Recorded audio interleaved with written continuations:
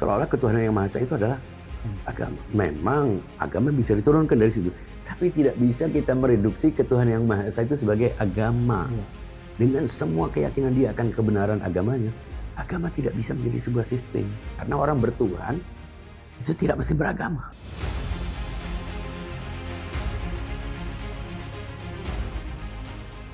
Selamat bergabung kembali di kanal Dialog Diagnosa Logika bersama saya Safin Almandari.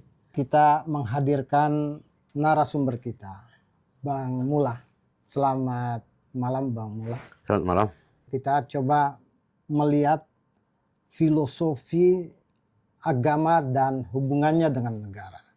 Tentu saja akan banyak hal yang bisa kita bahas kembali. Utamanya terkait dengan fenomena-fenomena yang belakangan ini disorot oleh publik. Ada banyak kekecewaan yang kemudian mempertanyakan posisi negara di sini. Bahkan posisi kelembagaan-kelembagaan yang menyangga negara ini. Semacam DPR misalnya. Atau ini demonstrasi yang kita saksikan terakhir ini menyeret satu diskursus untuk membicarakan kembali negara.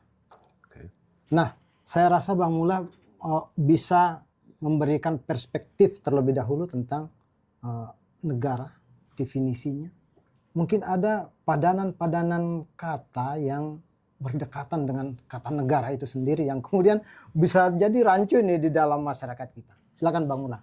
Ya, makasih Bang Safin.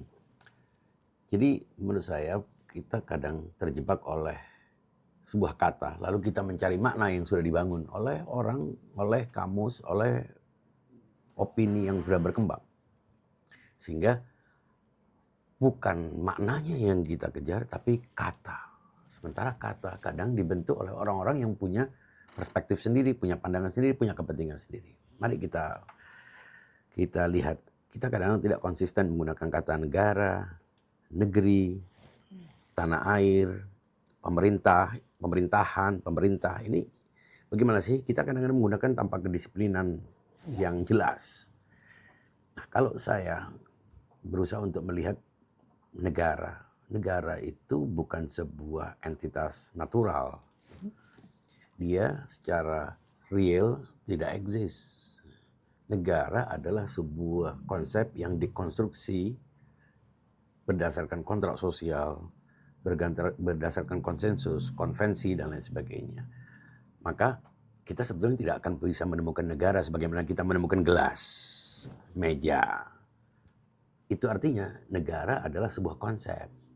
Nah, kalau konsep berarti kan ada dasar-dasar epistemologisnya untuk berbicara tentang konsep negara. Sebagaimana yang sudah kita ketahui, negara adalah sebuah institusi, sebuah lembaga. Nah, lembaga ini berdiri di atas asas. Asas ini berdiri atas konsensus. Jadi konsensus melahirkan asas. Asas melahirkan negara. Negara otomatis berelasi dengan elemen-elemen pembentuk negara itu. Tanpa itu tidak terbentuk sebuah institusi bernama negara. Misalnya teritori, daerah, wilayah, tanah, yang nanti kita sebut dengan negeri atau tanah air. Kemudian bangsa, itu juga penting. Bangsa ini juga sebuah terminologi yang juga kadang-kadang agak kurang jelas. Kemudian setelah kita memahami bahwa negara itu berdiri, kita bicara tentang sistem penyelenggaraannya. Demokrasi dengan aneka sistem, model penerapannya yang berbeda-beda. Itu pertama kalau kita bicara tentang negara. Sebaiknya kita kembalikan makna negara kepada institusi yang dibangun berdasarkan kontrak itu. Nah, setelah itu kita menemukan kata negeri. Misalnya menteri luar negeri, kita ke luar negeri. Ini apa maksud dalam negeri, luar negeri? Saya cenderung memaknai negeri itu sebagai sebuah entitas real. Berbeda dengan negara. Real negeri itu adalah sebuah wilayah di mana ada penduduk di situ. Makanya yang berelasi dengan negeri adalah penduduk. Sementara yang berelasi dengan negara adalah bangsa. Nah, bangsa kalau kita uraikan kembali kepada bangsa, kalau kita belah menjadi dua, ada dua elemen pembentuk bangsa. Yaitu mereka yang menjadi pemimpin atau mereka yang mendapatkan mandat dari rakyat dalam sistem demokrasi dan rakyat. Nah, rakyat dan pemimpin ini, penyelenggara negara digabungkan menjadi bangsa. Tapi dalam negeri tidak ada bangsa. Dalam negeri ada penduduk. Ya. Ada entitas-entitas manusia, ada individu-individu manusia di dalam negeri ini. Sehingga bisa jadi ada negeri tapi tidak ada negara di situ. Negerinya saja. Dan negeri bisa berdasarkan skup. Kadang-kadang orang menyebut kampung halaman juga negeri. Ya. Di mana dia lahir juga negeri. Tanah tumpah darah atau tempat kelahiran kita menyebutnya negeri. Dalam bahasa Arab disebutnya dengan watan. Kemudian dalam bahasa Inggris orang menyebutnya hometown. Ya. Nah, kalau negara state, Ya. mungkin state itu lebih pas karena di situ ada sistem, ada administrasi dan lain sebagainya. Kemudian ada pemerintah, pemerintahan ini adalah sebuah sistem, bagian dari sistem negara pemerintahan, yaitu sebuah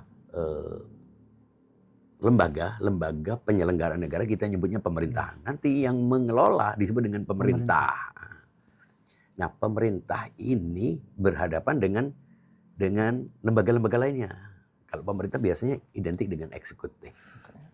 Kemudian ada legislatif, ada yudikatif. Dan ini tiga lembaga ini kan seolah-olah sudah dianggap sebagai tatanan yang mapan dalam sebuah sistem demokrasi. Karena itu yang merepresentasi kedaulatan rakyat.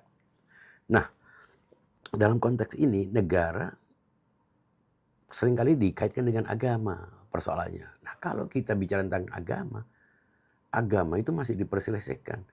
Apakah agama itu sebuah entitas real, baik itu meskipun itu entitas metafisik, ataukah sebetulnya agama adalah konstruksi pikiran kita?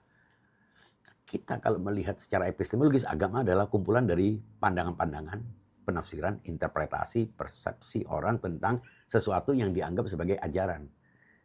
Wahyu dari Tuhan. Nah, kalau dilihat sebagai wahyu adalah sebuah entitas real, meskipun itu metafisik. Tapi agama, ketika dihubungkan dengan pemahaman kita, dia adalah konstruksi pikiran. Okay. Nah, itu mungkin penjelasan dasar tentang terminologi negara, negeri, dan pemerintah. Begitu juga bangsa dan penduduk dan penghuni. Warga negara, orang menyebutnya bagian dari negara. Nah, warga negara di situ kata lain dari mereka yang berada dalam negara, dalam institusi negara, terikat oleh aturan-aturan kenegaraan, administrasi, dan lain sebagainya. Apa implikasi dari penjelasan ini? Artinya kan dengan clear-nya konsep-konsep tadi, maka tentu saja kan penyikapannya sudah harus tegas. Ya. Ya kan? Kalau komitmen kepada bagaimana orang membangun komitmen kepada negara, ya ketika hak-hak dan kewajibannya terpenuhi. Okay. Karena kontrak sosial, kontrak kebangsaan itu membreakdown hak dan kewajiban setiap individu.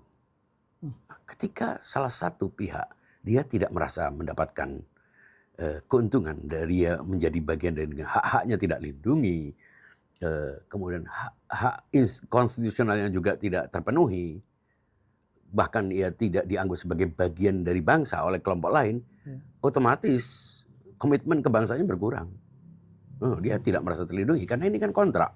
Kalau dia dalam kontrak itu tidak mendapatkan hak-haknya, dianggap minoritas misalnya. Padahal dalam negara yang berbasis kepada kebangsaan, itu tidak ada minoritas, tidak ada mayoritas. Ketika masuk dalam agama, keyakinan, suku, baru ada pertimbangan, ada bandingan-bandingan mayoritas-minoritas. Tapi dalam bangsa, karena yang dipandang adalah setiap individu yang terikat oleh kontrak basisnya ada konsensus, mestinya tidak ada mayoritas, tidak ada minoritas. Sayangnya, seringkali dalam sebuah negara yang basisnya, dasarnya adalah sebuah kontrak sosial, konsensus yang dibangun oleh para pendiri, di situ terminologi minoritas dan mayoritas digunakan. Ini enggak relevan.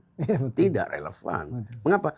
Karena mayoritas minoritas itu ditentukan oleh demografi keyakinan, oleh ukuran keyakinan, agama, atau suku, dan lain sebagainya. Nah, maka dari itu kalau kita berbicara tentang negara, mestinya semuanya melihat sebagai sebuah sistem baru, modern. Kapan itu terjadi?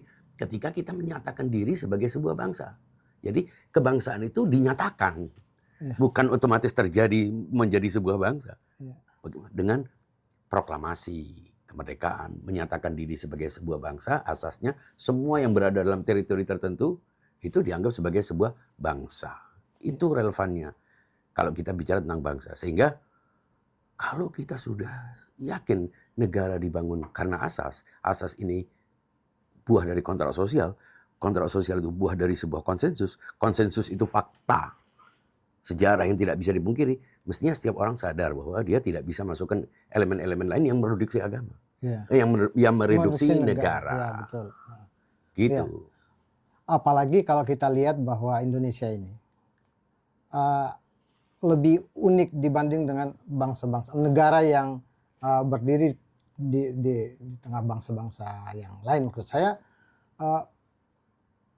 kita ini membentuk bangsa merupakan gabungan dari banyak yang kemudian kita sebut sebagai suku-suku bangsa itu.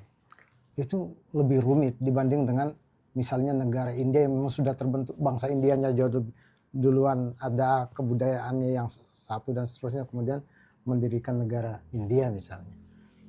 Indonesia membentuk konsensus kontrak sosial itu lebih rumit karena gabungan dari berbagai macam bangsa itu.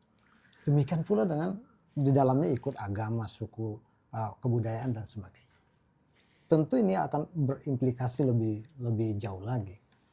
Ya jelas kalau kita bicara tentang bangsa, kita tidak bisa menafikan ciri khas, identitas partikular yang ada di dalamnya. Bangsa kan luas. Ada budaya, ada bahasa, ada etnik, ada daerah, itu semuanya membentuk sebuah kumpulan himpunan yang akan dirangkum. Tapi tetap saja suku itu penamaan, yang real ada individunya. Ya. Sebagaimana kalau kita bicara tentang manusia itu adalah konstruksi esensial ataukah dia adalah sebuah entitas eksistensial. Yang kita lihat manusia tidak ada sebelumnya. Kita bersepakat untuk menyusun sebuah terma universal bernama manusia. Tapi yang real yang ada di luar itu adalah individu-individu. Ya. Sehingga sebetulnya kalau kita mau jauh lebih menelusuri, suku sebetulnya adalah penamaan. Karena kesamaan-kesamaan tertentu. Ya. Lain halnya bila kita melakukan penelitian yang sifatnya itu scientific, biological research dan lain sebagainya. Mungkin suku bisa diperkecil sebagai sebuah kesamaan-kesamaan tertentu. Tapi secara umum sekarang orang sudah tidak bisa lagi. Anda tahu di negara-negara, orang menyebutnya negara Arab. Ya. Contoh, Ya. negara-negara Arab. Arab itu bangsa ataukah suku ataukah negara? Kayaknya sekarang didasarkan pada negara, tidak didasarkan pada bangsa. Karena sudah tidak memiliki fakta real bangsa Arab. Ya. Anda mau mengkaitkan dengan apa? Dengan suku. Orang yang sudah menjadi warga negara di sebuah negara Arab, meskipun dia secara etnik bukan Arab, dia dianggap sebagai warga negara Arab dan bagian dari bangsa Arab. Akhirnya bangsa Arab diukurnya dari apa? Ternyata negara yang menggunakan bahasa Arab sebagai bahasa ibu itu disebut sebagai negara Arab. Banyak negara-negara yang awalnya bukan Arab, tapi karena akulturasi, negara perluasan seperti, bahkan ada negara yang awalnya seperti Sudan. Ya. Sudan bukan negara Arab, tapi karena akhirnya karena bahasa Arab itu dari Mesir, kan ada terusan Suez dan Sungai Nil yang mempertemukan Mesir dan Mesir dan Sudan.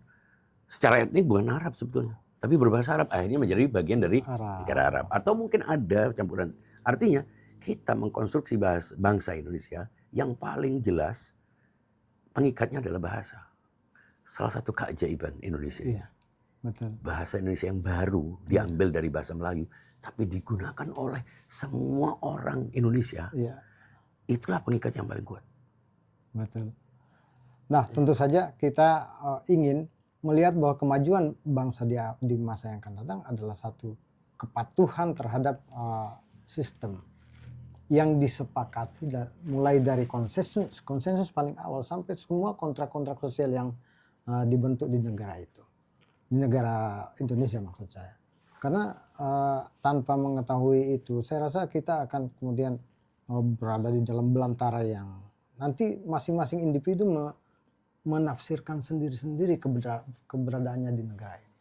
Saya rasa perlu satu cara pandang yang tepat tentang negara seperti yang dikatakan tadi, bahwa kemudian nanti akan berimplikasi pada bagaimana sikap individu terhadap negara, terhadap pengakuan atas otoritas di dalam suatu negara itu penting sekali, Bang Mula. Iya betul. Kita melihat ada perilaku yang menunjukkan sikap, perilaku yang tidak menunjukkan kesadaran bernegara dan beragama. Betul. Kalau cuma dilihat dari jargon, dari upacara-upacara, itu kayaknya sudah selesai. Tapi ternyata perilakunya tidak menunjukkan kesadaran bernegara dan berbangsa. Boleh jadi kesadaran konsensus ini tidak pernah, fakta konsensus ini tidak pernah diajarkan atau dijelaskan bagaimana sih terjadinya fakta konsensus, meskipun bukan konsensus yang formal sebagaimana referendum dan lain sebagainya, tapi faktanya ada partisipasi dari berbagai macam elemen-elemen bangsa yang waktu itu ikut merepresentasi masyarakat secara umum untuk menerima asas Pancasila sebagai dasar berdirinya sebuah negara bernama Indonesia. Nah, dari mana kita bisa tahu? Ya kita lihat orang menyertakan pandangan-pandangan keyakinannya, primordialisme kesukuannya dalam melihat persoalan. Sehingga akhirnya tidak hanya itu, produk-produk kebijakan, bahkan undang-undang, itu sebagian terpengaruh oleh pandangan keagamaan. Bukan kita menolak agama. Setiap masyarakat punya keterikatannya sendiri-sendiri terhadap agama, setiap individu.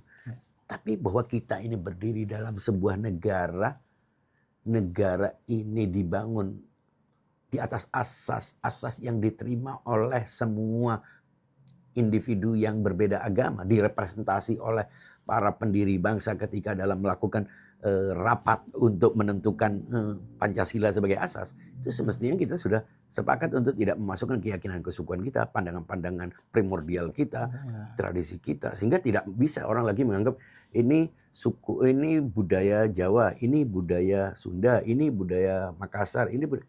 Karena semua yang ada di situ adalah budaya Indonesia. Termasuk agama tentu saja. Ya, begitu juga. Ini agama juga begitu. Ketika orang menganggap, Anda mau menganggap agama dimasukkan dalam sebuah produk keyakinan, itu akhirnya orang bertanya-tanya, ini benar-benar ada konsensus atau tidak? Iya, betul. Ini negara untuk melindungi satu agama atau tidak? Apa memang tidak melihat agama? Nah itu boleh jadi, kembali kepada diskusi kita kemarin, boleh jadi karena pandangan yang reduktif terhadap ketuhanan yang Maha Esa. Betul. Kalau kita lihat penjelasan-penjelasan orang, bahkan mungkin orang-orang yang dianggap sudah representatif, kompeten untuk menjelaskan Pancasila, akan selalu melihat persoalan itu dalam konteks agama. Seolah-olah ketuhanan yang Maha Esa itu adalah agama. Memang agama bisa diturunkan dari situ, tapi tidak bisa kita mereduksi ketuhanan yang Maha Esa itu sebagai agama. Kesadaran beragama. Karena orang bertuhan itu tidak mesti beragama. Itu masalahnya. Dan ketika setiap pemangku jabatan itu merasa beragama dan dia punya keterikatan kepada agamanya, dia memasukkan keterikatan agamanya, takut dosanya, ingin pahalanya, ingin dekat dengan Tuhan dalam konteks negara. Disitulah muncul persoalan. Disitulah akhirnya ada mayoritas dan minoritas. Apa ukurannya mayoritas minoritas? Ya kamu kan kayak penganut keyakinan kamu kan sedikit, yang ini lebih banyak.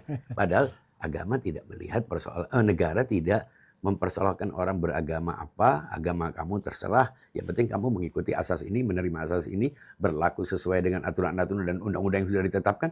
Ya Anda berhak untuk menjadi bagian dari bangsa ini. Berhak dilayani dan dilindungi oleh negara. Setara. Tanpa melihat apapun. Saya rasa sangat menarik perbincangan kita, apalagi bahwa belakangan ini seperti yang kita singgung di depan, bahwa ada ketidakpuasan terhadap negara. Dan sepertinya salah alamat. Karena kita akan berbicara tentang pemerintah. Siapa yang mengelola negara kan sebetulnya. Gitu. Dan pada perbincangan kita berikutnya, kita akan mencoba melihat bagaimana posisi pemerintah di sini. Karena kita akan bersentuhan dengan aspek-aspek yang menjadi penilaian publik terhadap pemerintah. Kita tunggu di edisi berikutnya, tetapi kita akan mempersilakan Bang Mula untuk memberikan ringkasan pembicaraan kita pada hari ini. Iya, menurut saya sebetulnya sederhana saja. Agama itu mengikat setiap penganutnya, tapi agama tidak punya elemen-elemen, faktanya elemen-elemen pembentuknya. Sehingga kalau kita bicara agama, itu tidak ada ajaran yang satu, fakta. Satu agama punya banyak ajaran. Karena punya banyak ajaran, penganutnya juga berbeda-beda. Karena itu tidak ada yang satu umat. Ya. Karena tidak ada satu umat, berarti tidak ada pengikat, sistem yang mengikat setiap agama. Kemudian agama itu tidak punya teritori. Ya. Karena tidak punya teritori, berarti teritori itu akan diisi oleh orang berbeda-beda agama. Beda memang dalam satu wilayah bisa jadi penganut satu agama yang sama, bukan hanya agama yang sama, satu penafsiran agama yang sama, meskipun itu agak utopis, di situ dia bisa menerapkan agama berdasarkan keyakinan yang disepakati. Tapi ketika itu tidak ada, dengan semua keyakinan dia akan kebenaran agamanya, agama tidak bisa menjadi sebuah sistem. Dan karena tidak bisa menjadi sebuah sistem yang mempertemukan, ya kita tidak bisa meyakini apapun berdasarkan keyakinan agama kita. Dari situ kita percaya bahwa bukan kita tidak menginginkan agama ini menjadi sistem sosial. Tapi faktanya kita tidak bisa memaksakan orang menggunakan sistem di mana sistem itu tidak merupakan bagian dari keyakinan keagamanya. Maka dari situ Pancasila itu sangat relevan. Ketuhanan yang Maha Esa itu sudah sangat merangkul semua perbedaan, mengantisipasi perbedaan pemahaman agama setiap orang. Itu kira-kira penjelasannya. Mari kita sadar bahwa kita tidak ingin menjadi sekuler. Tidak ingin. Tapi fakta membuat kita harus yakin bahwa kalau agama kita masukkan karena keyakinan kita kepada agama kita yang sudah pasti benar, itu akan membuat bangunan negara yang berdiri di atas asas yang mengakomodasi semua penganut agama akan bubar. Menginginkan agama berdiri di atas satu negara yang dianut oleh berbagai macam kelompok agama, itu sama dengan ingin bangunan negara ini bubar. Suka atau tidak suka. Begitu juga kalau kita kaitkan dengan suku atau daerah tertentu. Jadi apakah benar kita punya komitmen kebangsaan ini? Ataukah kita sebetulnya hanya kumpulan manusia-manusia yang kebetulan berkumpul dalam satu wilayah. Sehingga tidak ada komitmen bersama. Seorang dari satu klub bisa membubarkan, merusak bus yang dihuni oleh supporter klub lain. Dalam satu, ini hanya karena fanatisme klub bisa saling hancur-hancurkan. Itu artinya kita kayaknya perlu mundur ke belakang bicara tentang konstruksi bangsa ini. Itu kayak. Serasa demikian, kita akan bertemu pada episode berikutnya. Terima kasih kepada Bang Mola. Sama-sama. Selamat malam.